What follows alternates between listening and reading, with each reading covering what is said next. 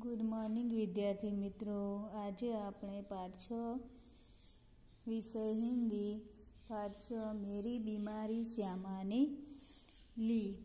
પહેલા શીર્ષક જ સમજી લઈએ કે લેખક છે હરિવંશરાય બચ્ચન। ખાલી એમને બચ્ચનના નામથી જ અહીંયા સંબોધન થાય છે, બરાબર। હરિવંશરાય બચ્ચન એમને બીમારી થઈ હોય છે, તપેદિક એટલે ક્ષય રોગ થયો હોય છે। એટલે અહીંયા લેખક અહીંયા પોતે એવું કહે છે કે મેરી બીમારી શ્યામાને લી। એટલે લેખકને જે રોગ થાય છે ક્ષયનો, એના કારણે લેખકની જે પત્ની છે શ્યામા, એને ખબર પડે છે। એટલે એ પણ પોતાના પતિને વ્યથા ન પહોંચે, એમને એવી ખબર પડે કે મારી પત્ની પણ બીમાર છે, એ પણ પોતે બીમાર જ હોય છે, પણ એ સ્વસ્થ થઈ જાય છે। કેમ કે એના પતિની ચિંતા વધારવા એ માંગતી નથી હોતી, એટલે એ સ્વસ્થ થઈ જાય છે। પણ જ્યારે લેખક સ્વસ્થ થઈ જાય છે અને ત્યારે શ્યામાને ખબર પડે છે કે હવે મારા પતિ સ્વસ્થ થઈ ગયા છે, એમને સારું થઈ ગયું છે, એટલે એ જ દિવસથી એ પણ ખાટલો પકડી લે છે। એટલે કે ત્યારે એ બીમાર થઈ જાય છે અને ફરી ક્યારેય ખાટલામાંથી ઊભા થતા નથી। એટલે લેખક અહીંયા પોતે કહે છે કે મેરી બીમારી શ્યામાને લી। એટલે કે મારી બીમારી છે મારી પત્ની શ્યામાએ લઈ લીધી અને હું સ્વસ્થ થઈ ગયો। જોઈએ આપણે થોડો લેખક પરિચય મેળવી લઈએ, પછી પાઠ ઉપર જઈશું। हरिवंशराय बच्चन। हिंदी साहित्य में हरिवंशराय बच्चन का नाम उनकी एकमात्र कृति से ही अमर हो गया। हालांकि विपुल मात्रा में साहित्य सर्जन किया है। छायावादोत्तर काल के कवियों में बच्चन एक विशिष्ट सर्जक रहे हैं। इलाहाबाद विश्वविद्यालय के अंग्रेजी के प्राध्यापक के रूप में, तत्पश्चात दिल्ली में सरकारी सेवा, आकाशवाणी और 2-1 अन्य स्थलों पर अपनी सेवाएं दी। હવે જો જે હરિવંશરાય બચ્ચન એમને જે કાવ્યો છે, એમને જે નવલકથાઓ લખી છે, એનું અહીંયા એમની જે आत्मकथा खंडोल। હવે जो कि मधुशाला के कवि के रूप में बच्चन जी को इतनी शोहरत मिली कि उनकी मधुशाला का सभा सम्मेलनों, कवि गोष्ठी आदि में होता था। लोग बड़ी संख्या में उभरते। અહીંયા જો કે મધુશાલા, અહીંયા બચ્ચનજીએ લખેલું આ પુસ્તક છે મધુશાલા, એ એના માટે આ પુસ્તક માટે એમને ખૂબ જ શોહરત એટલે શાન, ઇજ્જત અને ગૌરવ એમને મળેલું। कैम्ब्रिज यूनिवर्सिटी जोहन पेंट्स नामक कवि के समग्र वायमंड पर आपने पीएचडी की थी। केंद्रीय मंत्रालय दिल्ली में आपने हिंदी विशेषज्ञ के रूप में अप्रतिम कार्य किया है। आपको कई पुरस्कार जैसे सोवियत लैंड पुरस्कार, साहित्य अकादमी पुरस्कार और पद्म विभूषण आदि प्राप्त हुए। तीर पर कैसे रुकूं मैं आज लहरों का निमंत्रण, इस पार प्रिय तुम हो मधु है उस पार न जाने क्या होगा जैसी काव्य पंक्ति आज भी लोगों की जबान पर है। હવે જો કે આ મધુશાલા છે, આ એમનું એક કાવ્ય સંગ્રહ છે, બરાબર। એની ઉપરની જે આ પંક્તિઓ છે એની મધુશાલાની છે, બરાબર। કે तीर पर कैसे रुकूं मैं आज लहरों का निमंत्रण, इस पार प्रिय तुम हो मधु हो उस पार न जाने क्या होगा। આ એ મધુશાલાની પંક્તિઓ છે ને આ પંક્તિઓ એટલી બધી પ્રખ્યાત થઈ ગઈ, એટલી બધી ચર્ચિત થઈ ગઈ કે એના કારણે જ બચ્ચનજીનું નામ મધુશાલા નામ પડતા જ બચ્ચનજીની યાદ આવી જાય। મધુશાલા, નિશાની મંત્રણ, सप्तरंगिनी, मिलन यामिनी, आकुल अंतर और एकांत संगीत नामक उनके सुप्रसिद्ध काव्य संग्रह है। तो क्या भूलूं क्या याद करूं, नीड़ का निर्माण, फिर बसेरे से दूर और 10 वर्ष से सोपान तक शीर्षक से 4 खंडों में लिखी आपकी आत्मकथा है। હવે જો क्या भूलूं क्या याद करूं, આ એમની પ્રખ્યાત આત્મકથા છે, બરાબર। એના સિવાયની બીજી પણ ઘણી આત્મકથા એમણે લખેલી છે। मेरी बीमारी श्यामाली आत्मकथांश છે। जो क्या भूलूं क्या याद करूं में से लिया गया। હવે જો કે મેરી બીમારી શ્યામાને લીધે આ એક આત્મકથાનો ખંડ છે, બરાબર, આત્મકથાનો અંશ છે અને એ આત્મકથા કઈ છે તો ક્યાં ભૂલું મેં ક્યાં યાદ કરું એમાંથી લીધેલો એક અંશ છે। बच्चन जी की प्रथम पत्नी का नाम श्यामा था, जो सही अर्थ में एक आदर्श जीवन संगिनी थी। श्यामा की बीमारी उसकी खुद की न होकर बच्चन जी की थी, जो सेवा करते करते ले गई थी। बच्चन जी का यह मंतव्य श्यामा की पत्नी भक्ति कर्तव्यपरायण और निष्ठा का प्रतीक है। हवे जो अहिया शीर्षक है कि मेरी बीमारी श्यामा ने लीधी। हवे जो कि आ जे आत्मकथानो अंश है, बराबर, क्या भूलूं क्या याद करूं।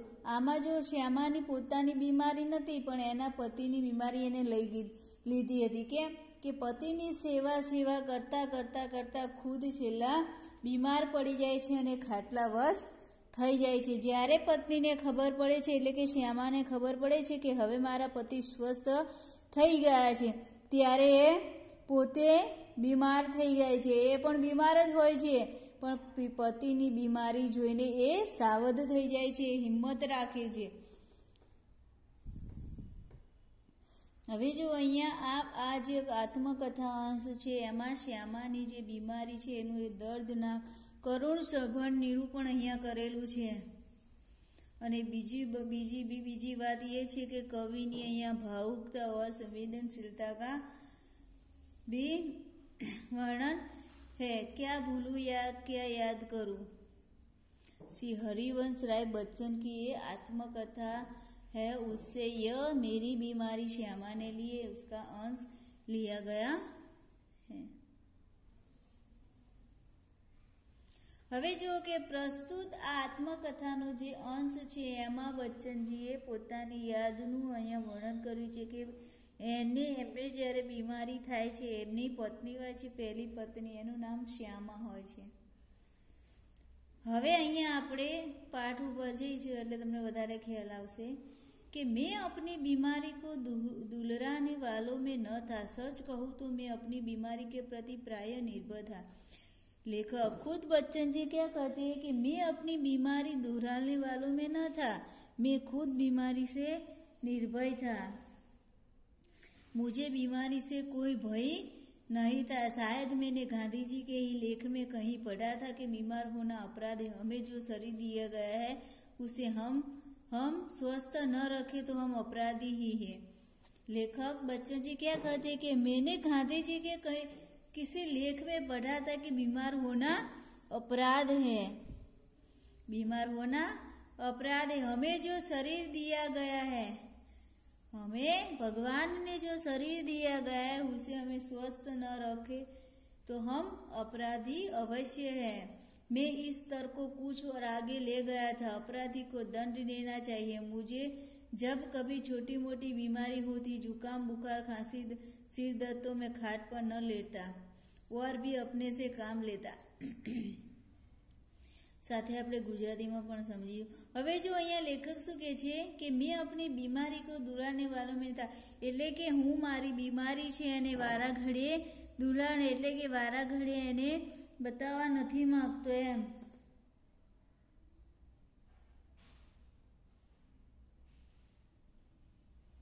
અને લેખક કહે છે કે બીમાર થવું એક દંડીય અપરાધ છે। बीमार એટલે લેખક પોતે બચ્ચનજી એવું કહે છે કે મેં ગાંધીજીના એક લેખમાં વાંચ્યું હતું કે બીમાર થવું એ અપરાધ છે અને આપણે ભગવાને આપણને જે શરીર આપી છે એ શરીરને સ્વસ્થ ન રાખવું તો એ આપણે અપરાધી છીએ। અને કહે છે કે હું આ તર્કને થોડું આગળ લઈ જાઉં। શું કહે છે કે અને જે અપરાધી છે જે પોતાના શરીરને સ્વસ્થ નથી રાખતા, બરાબર, એટલે ભગવાન એને દંડ આપવો જરૂરી છે અને એ અપરાધી છે અને અપરાધીને દંડ આપવો જોઈએ। લેખક કહે છે કે મને નાની મોટી જો કોઈ પણ બીમારી થાય, શરદી, जुकाम, ઉધરસ, ખાંસી, સિરદર્દ એટલે કે માથું દુખો, આ બધા નાની મોટી જે બીમારી થાય છે એને તો હું ક્યારેય ગણકારતો નહીં। અને બીમાર હોય ત્યારે હું શરીરથી વધારે કામ લેતો હતો એટલે કે બીમારી ત્યાંથી જ भागी जाए। मुझे भर बुट बुखार में अपनी रात की ट्यूशनों पर जाने की याद है। लेखक શું કહે છે કે મને એટલો બધો બુખાર થઈ ગયો હોય છે, ત્યારે હું બુખાર એટલા શરીર બુખારથી એટલે કે મને તાવથી શરીર ધગધગતું હોય છે, છતાં પણ હું ટ્યુશનમાં જતો એટલે કે ટ્યુશનો લેવા જતો તો એ મને યાદ છે.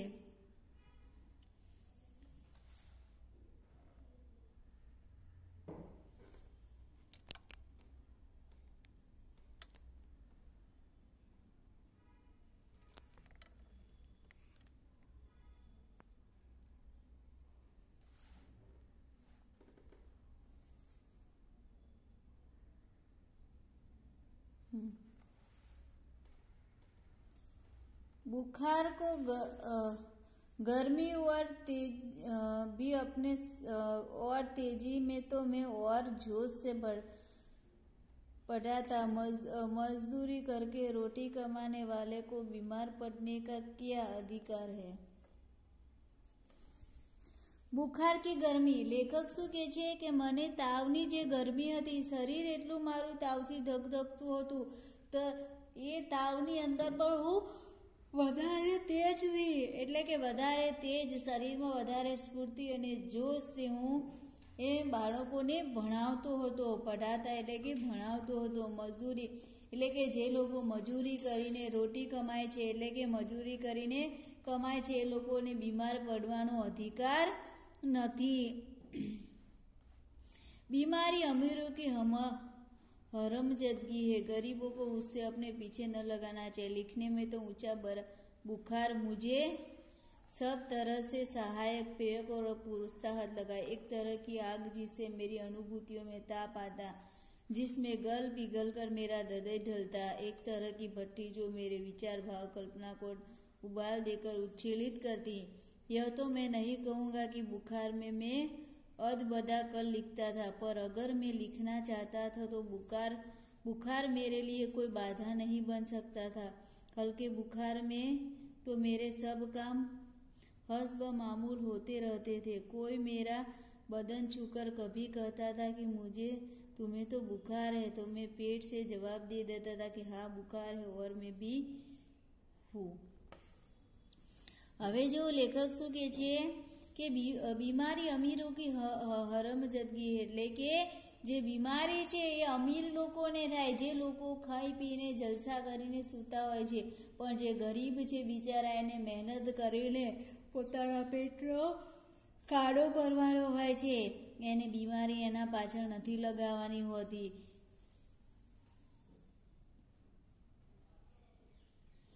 હવે જો લેખક શું કહે છે કે લખવામાં તો મને આ જે બુખાર છે, આ તાવ છે, મને વધારે સહાયક બન્યો છે.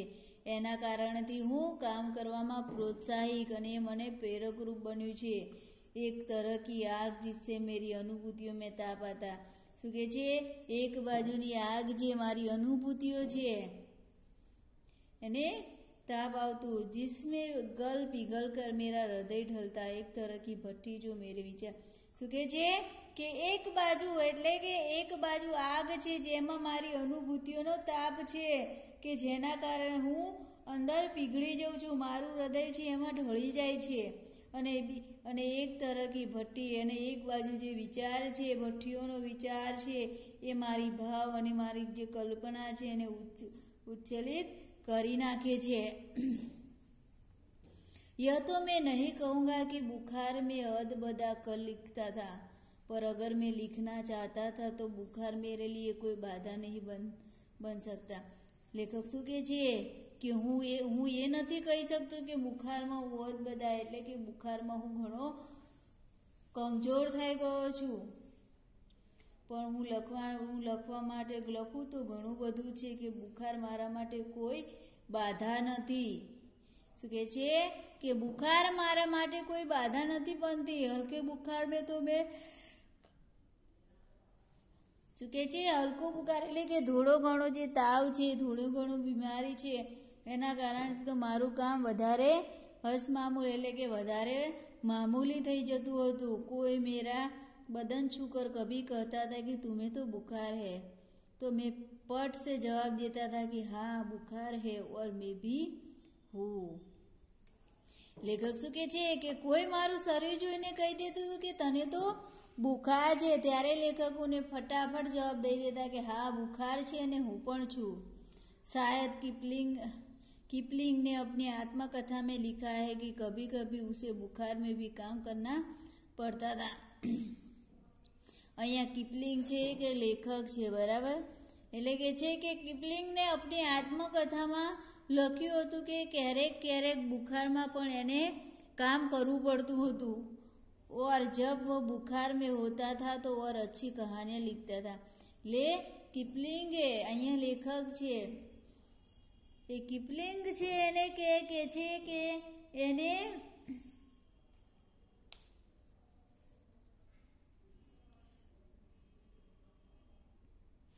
आ एक अंग्रेजी किपलिंग छे। शायद किपलिंग ने अपनी आत्मकथा में लिखा। अंग्रेजी साहित्यकार छे किपलिंग बराबर। ए कहे छे के एनी आत्मकथा में एने क्यारेक एवुं पण लखेलुं के एने बुखार में पण काम करवू पड़तुं तो बच्चनजी विषे बराबर। अने बुखार में એટલે કે એને જ્યારે તાવ આવતો હતો, શરદી जुकाम રહેતું હતું ત્યારે એ વધારે સારી કહાનીઓ પણ લખતો હતો એમ। बुखार में कम लिखने की मुझे याद नहीं वह कैसा बन पड़ा, इसका निर्णय मैं न देना चाहूंगा। प्रसंगवश मुझे याद आ गया है कि अपनी दो चट्टाने की दो। હવે જો શું કહે છે કે તાવ મને એટલે કે જ્યારે મને તાવ શરદી जुकाम છે ત્યારે મને થોડું લખવાનું મને યાદ નથી પણ वो कैसे बन पड़ा એટલે કે મને આટલું બધું બુખાર હતો તાવ હોય છે એ બધું ક્યારે થઈ જ પડતું હતું કે હું એ તાવની હાલતમાં પણ હું વધારે કહાનીઓ લખતો હતો એમ। इसका निर्णय मैं न देना चाहूँगा। लेखक શું કહે છે કે એનો નિર્ણય હું નહીં આપવા માંગતો। प्रसंगवश मुझे याद आ गया है कि अपनी दो चट्टाने की दो सबसे बड़ी कविताएं सारंग के नोबेल पुरस्कार ठुकरा देने पर और दो चट्टान अथवा सिसिफस बरकस हनुमान मैंने प्लूरिशी में पड़े पड़े लिखी थी। अहिया जो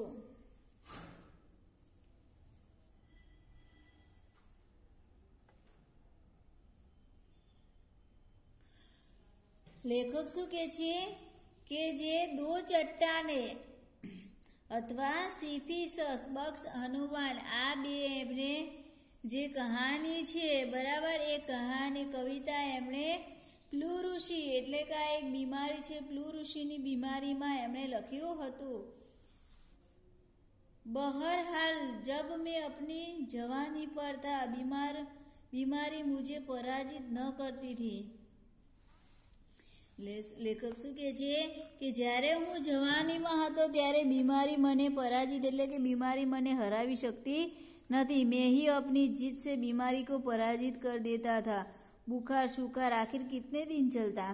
विश्राम तिवारी कहा करते थे मार के पीछे भूत भागे, मैंने अपने प्रयोग से सिद्ध किया था काम के पीछे बुखार भागे। હવે લેખક શું કહે છે કે મારે જવાનીના દિવસોમાં બુખાર એટલે કે તાવ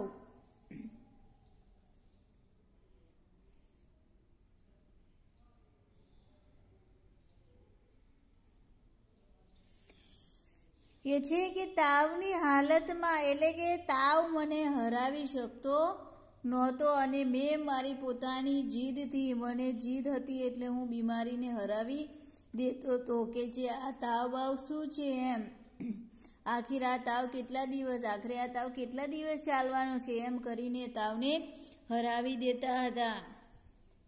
अहींया विश्राम तिवारी नामना लेखक छे कहेता हता के मार के पीछे भूत भागे एटले के मार के पीछे भूत भागे एटले के मारथी भूत भागे छे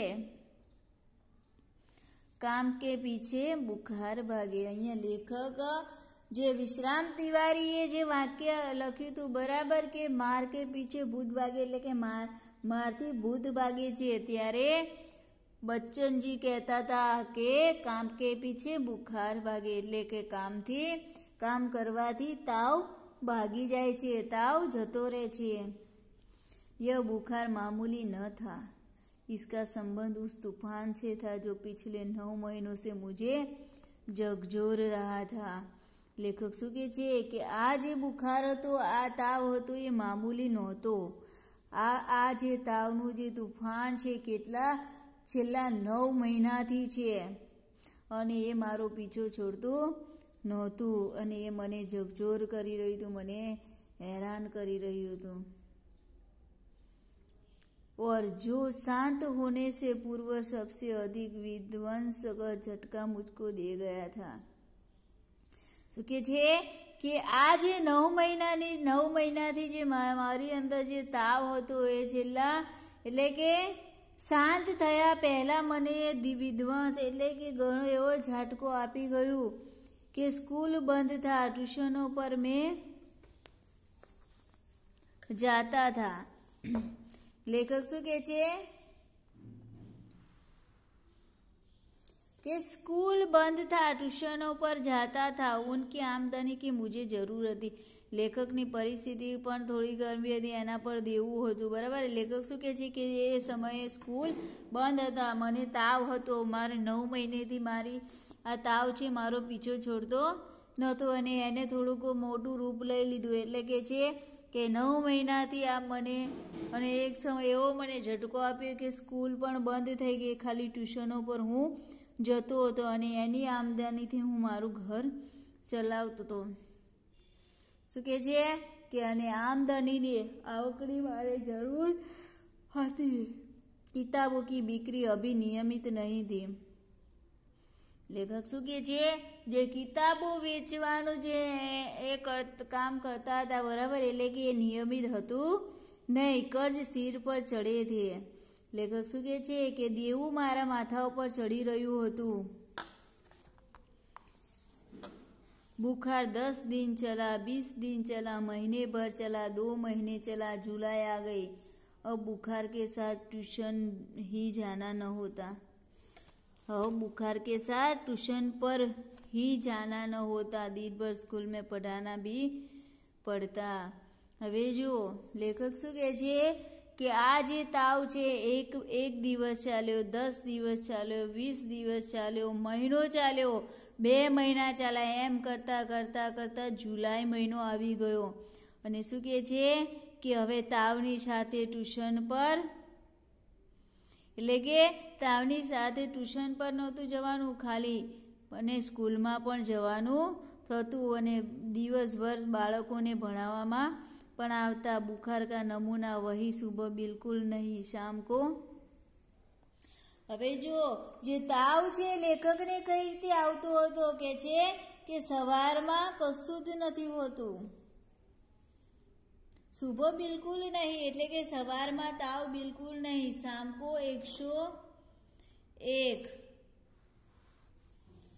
લેખક શું કહે છે કે તાવનો જે નિયમ હતો, મને જે તાવ આવતો હતો એનો સમય હતો કે સવારમાં મને બિલકુલ તાવ નહોતો, સાંજે તમે જુઓ તો 101 અને 102 ડિગ્રીની વચ્ચે રહેતો। कमजोरी दिन दिन बढ़ती हुई, कभी कभी धीमी खांसी, दवा शौकिया, दवा बांटू, एक होम्योपैथी कर रहा था। હવે જુઓ શું કે છે કે તાવને કારણે કમજોરી દિવસે દિવસ મારામાં કમજોરી વધતી ગઈ, ક્યારેક ક્યારેક થોડી થોડી ઉધરસ, દવા શોકિયા, દવા બાટુ, આ બધું એક હોમિયોપેથી કરી રહ્યા હતા, એટલે એક ડૉક્ટર પાસે એની સારવાર કરી રહ્યા હતા। ક્યારેક ક્યારેક એટલે કે कभी कभी सोचता है क्या मुझे तपेदिक हो गया है तो एलोपैथी का इलाज तो अपने बूते के बहार है। હવે લેખક શું કહે છે કે ક્યારેક ક્યારેક વિચારતા કે શું મને તપેદિક થઈ ગયો છે। તપેદિક એટલે અહીંયા ક્ષય રોગ છે, એનું નામ છે કે અહીંયા શું કહે છે કે શું મને ક્ષય રોગ થઈ ગયો છે અને થઈ ગયો છે તો એલોપેથી કા ઇલાજ, અહીંયા એક અંગ્રેજી પદ્ધતિનો ઉપચાર છે એલોપેથી। તો કે છે કે એલોપેથીનો જે ઉપચાર છે એ તો કરવો મારા માટે ખૂબ જ મોંઘો છે, એ મારા વશમાં નથી કે હું એના દ્વારા હું મારો ઉપચાર કરાવી શકું।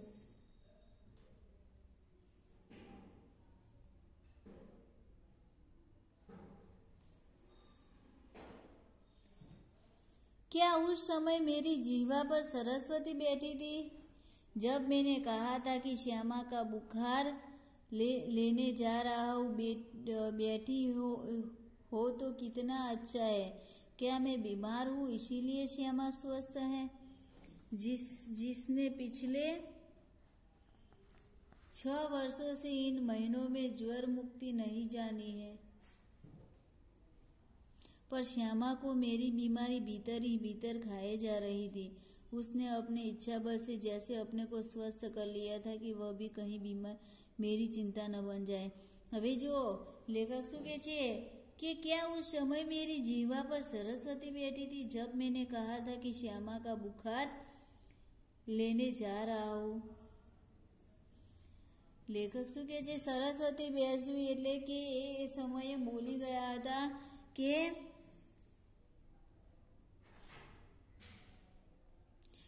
હવે જો લેખક શું કહે છે કે શું એ સમયે મારી જીભ ઉપર સરસ્વતી બેઠી હતી કે હું એવું બોલી ગયો હતો કે હું શ્યામાની બીમારી લેવા જઈ રહ્યો છું। શું કહે છે કે હું શ્યામાનો તાવ લેવા જઈ રહ્યો છું।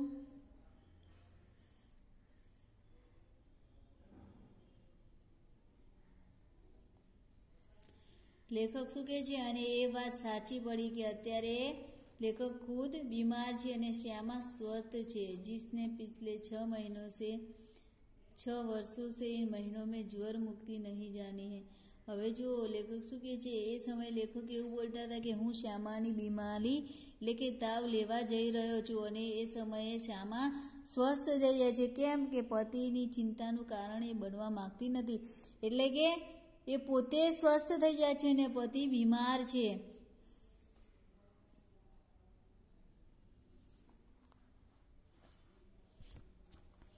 पर श्यामा को मेरी बीमारी भीतर ही भीतर खाए जा रही थी।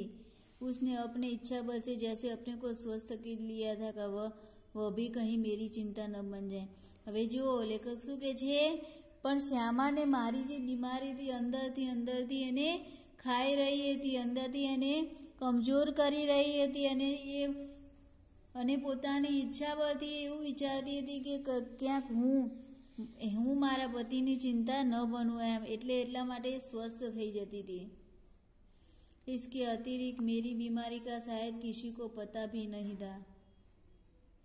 इसके अतिरिक्त मेरी बीमारी का शायद किसी को पता भी न था, क्योंकि सारे काम तो मैं सामान्य रूप से किए जाता था। गर्मी में तो सभी थोड़े बहुत दुबले हो जाते हैं। एक दिन उसने मुझे कहा कि मैं डॉक्टर बीके मुखर्जी से अपनी परीक्षा कराऊं। परीक्षा એટલે કે अपनी जांच। હવે જો લેખક શું કહે છે કે હું બધા કામ તો સામાન્ય રીતેથી હું કરતો જ હતો, એટલે કોઈને ખબર ના પડે કે હું બીમાર છું। પણ લેખકની પત્ની એવું કહે છે કે ડૉક્ટર મુખર્જી લેખક એવું કહે છે, એકવાર મારી પત્નીએ મને કહ્યું કે હું ડૉક્ટર બીકે મુખર્જી પાસે પોતાની પરીક્ષા એટલે કે પોતાનું પરીક્ષણ કરાવું, હું પોતાની ડૉક્ટર પાસે એની તપાસ કરાવું એમ। मैंने टाल मटोल की तो उसने ब्रह्मास्त्र छोड़ दिया। लेखक શું કહે છે કે મેં એને આનાકાની કરી, ડૉક્ટર પાસે જવા માટે આનાકાની કરી તો એને બ્રહ્માસ્ત્ર છોડ્યું। બ્રહ્માસ્ત્ર છોડવું એટલે એને પ્રતિજ્ઞા લીધી એવી કે डॉक्टर मुखर्जी को मैं जब तक अपने को डॉक्टर को न दिखलाऊंगी तो खाना नहीं खाऊंगी। લેખક શું કહે છે કે મારી પત્ની છે શ્યામા, બરાબર, એને બ્રહ્માસ્ત્ર છોડ્યું એટલે કે એને પ્રતિજ્ઞા લીધી, જ્યાં સુધી તમે ડૉક્ટર બીકે મુખર્જીને તમારું પરીક્ષણ એટલે કે તમારી તપાસ નહીં કરાવો, ત્યાં સુધી તમે એની જોડે ઈલાજ નહીં કરાવો, ત્યાં સુધી હું ખાઈશ नहीं। ब्रह्मास्त्र तो मानना ही था। डॉक्टर मुखर्जी को भय था कि मुझ पर क्षय का आक्रमण हुआ है। नुस्खा उन्होंने लिख दिया और कुछ दिन चिंता मुक्त होकर पूरी तरह आराम करने को कहा। હવે જો લેખકની પત્ની શ્યામા છે, બરાબર, એને બ્રહ્માસ્ત્ર છોડ્યું એટલે એને પ્રતિજ્ઞા કરી કે જ્યાં સુધી તમે ડૉક્ટર મુખર્જી પાસે તમારો ઈલાજ નહીં કરાવો ત્યાં સુધી ખાવાનું ખાઈશ નહીં। એટલે લેખકને ડૉક્ટર મુખર્જી પાસે જવું જ પડ્યો અને ડૉક્ટરને પણ પોતે ભય હતો કે જે બચ્ચનજીને કદાચ ક્ષય રોગ તો નહીં હોય ને.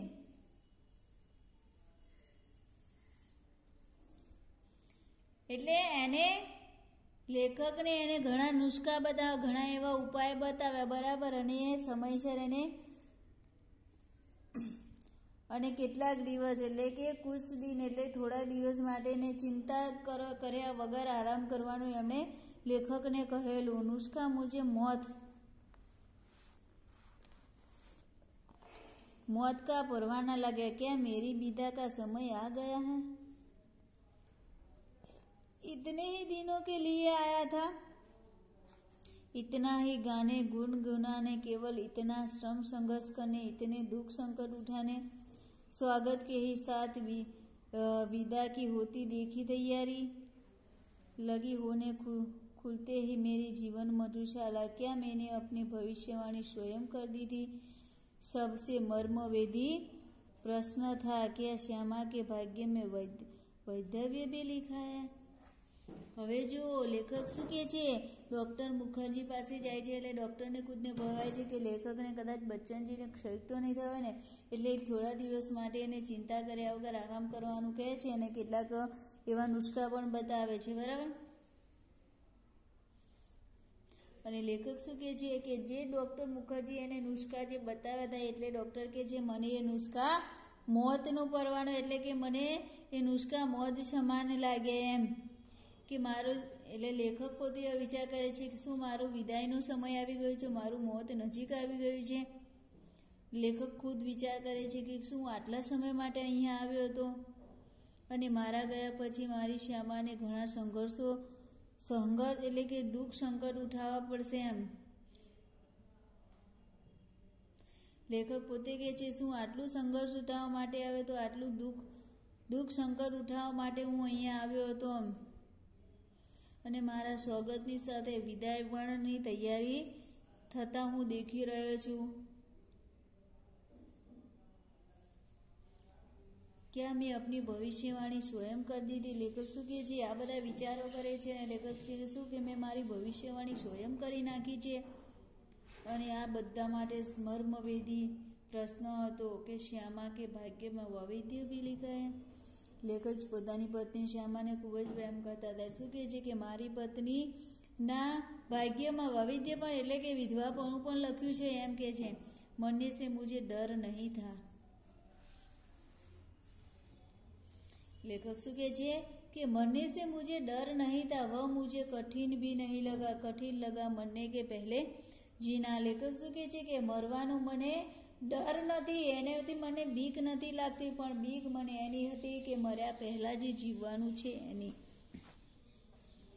શું કહે છે કે મરને સે પહેલે જીના એટલે કે મર્યા પહેલા જે આ રીતની જિંદગી જીવવાની છે એનાથી એને ડર હતો. पूरे आराम के अर्थ होंगे, ट्यूशन छोड़ दूँ, स्कूल से छुट्टी ले लूँ, ज़्यादा लूँ तो बगैर तनख्वाह के लिए लेने को तैयार हूँ. હવે જો લેખક શું કહે છે, પૂરો આરામ કરવો હોય તો ટ્યુશન ને સ્કૂલ પણ બંધ કરવી પડે અને એને બંધ કરીને પૂરો આરામ કરવો પડે.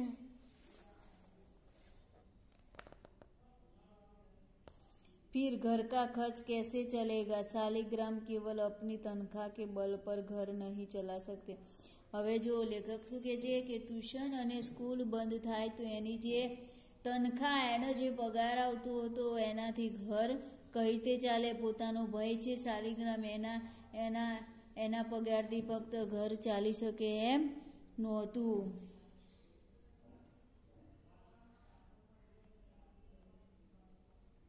कल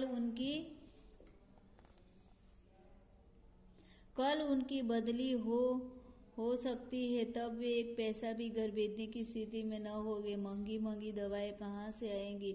किताबों से आमदनी अनियमित और अनिश्चित है. कर्ज भी अदा करने को कम नहीं है.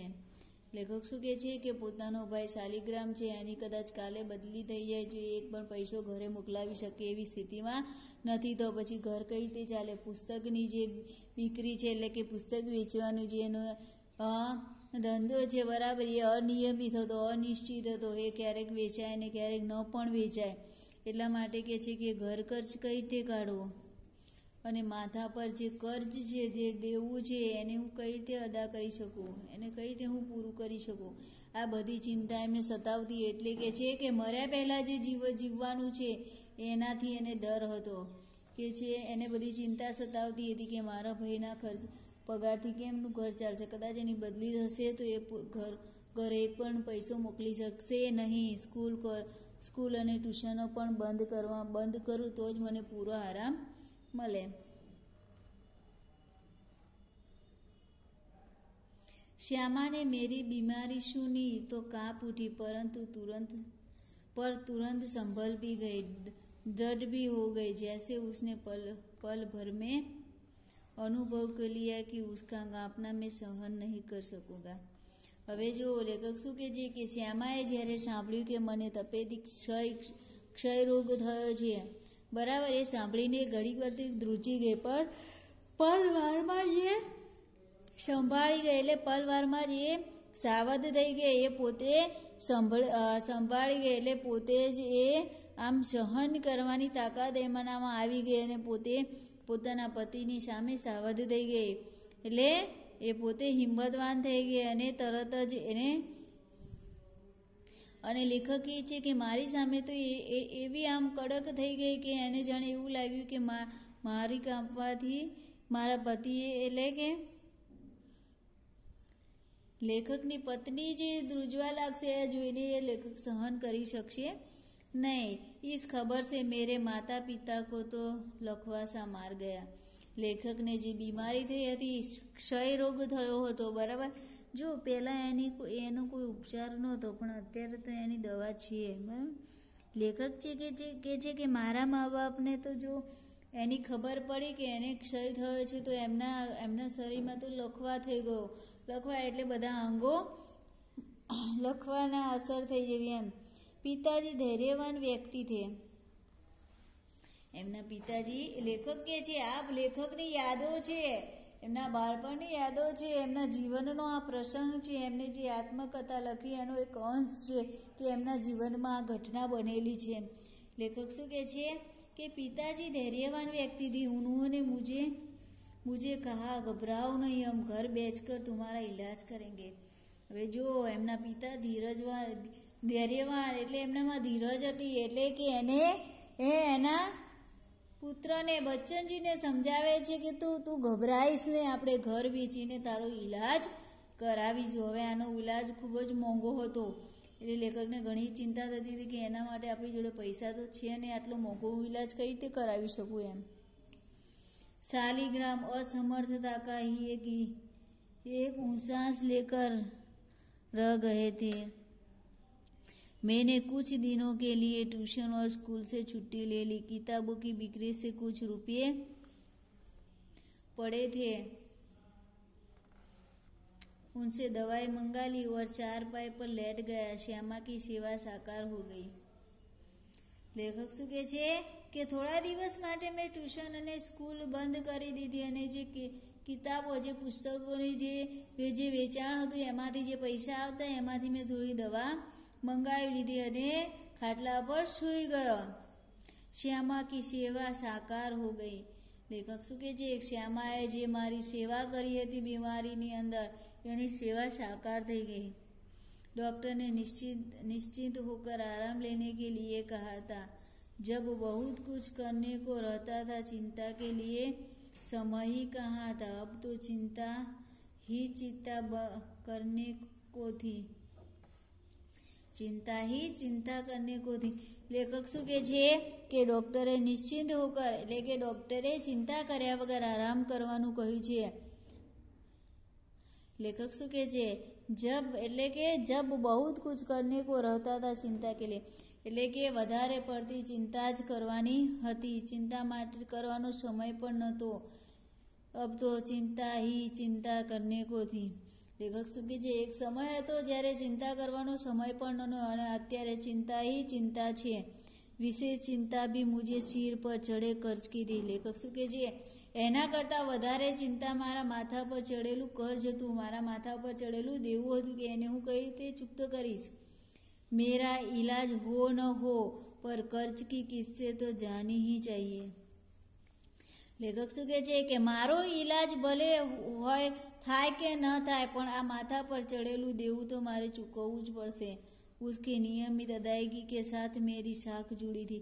લેખક શું કહે છે કે માથા પર ચડેલું જે દેવું છે એ નિયમિત ચૂકવવાથી જ મારી આબરૂ સચવાયેલી છે। उसका जाना मेरे मरने से पहले ही मेरी मौत होगी। શું કહે છે?